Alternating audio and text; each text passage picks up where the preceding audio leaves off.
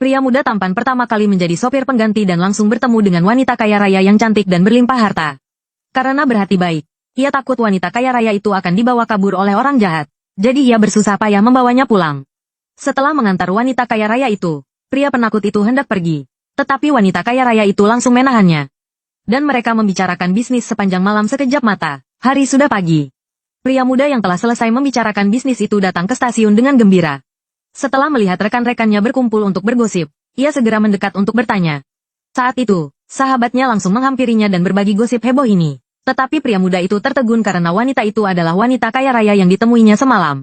Kemudian, ia memberitahu rekan-rekannya bahwa ia telah berbisnis dengannya. Kak.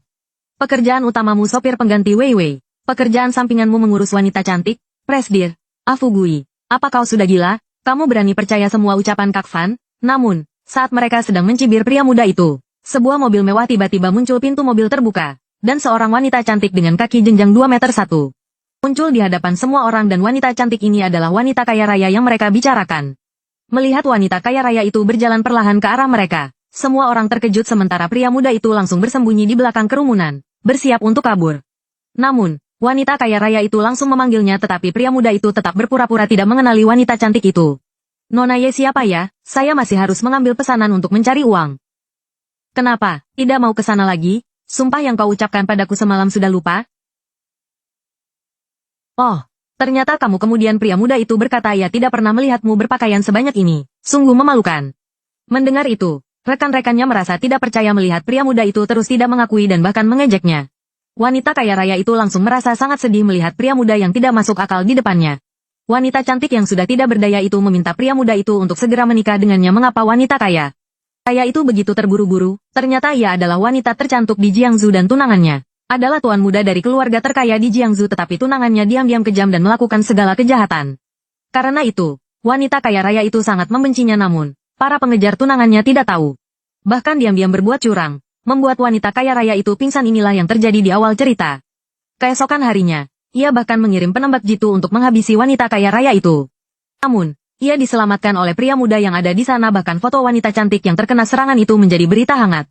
Kemudian wanita kaya raya itu membawa pria muda itu ke dalam kamar tetapi pria muda itu tetap tidak mau. Kemudian wanita kaya raya itu menceritakan latar belakang keluarga pria muda itu. Mendengar itu, pria muda itu langsung marah.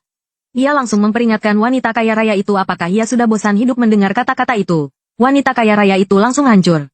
Karena ia diancam orang berbisnis dengan pria muda itu, dan sekarang dihina oleh pria muda itu. Dengan marah, ia langsung berbalik dan pergi. Saat itu, pria muda itu juga merasa sedikit keterlaluan, namun, tiba-tiba sebuah telepon masuk. Itu adalah tunangan wanita kaya raya itu. Ia langsung mengancam pria muda itu untuk segera menghilang dari Jiangsu. Kalau tidak, ia akan membuatnya bertemu dengan leluhurnya yang ke-18 tetapi pria muda itu tidak takut. Setelah membalasnya, ia langsung menutup telepon. Seketika, ia mulai mengantar makanan dan saudaranya, Fugui, juga melihat situasinya.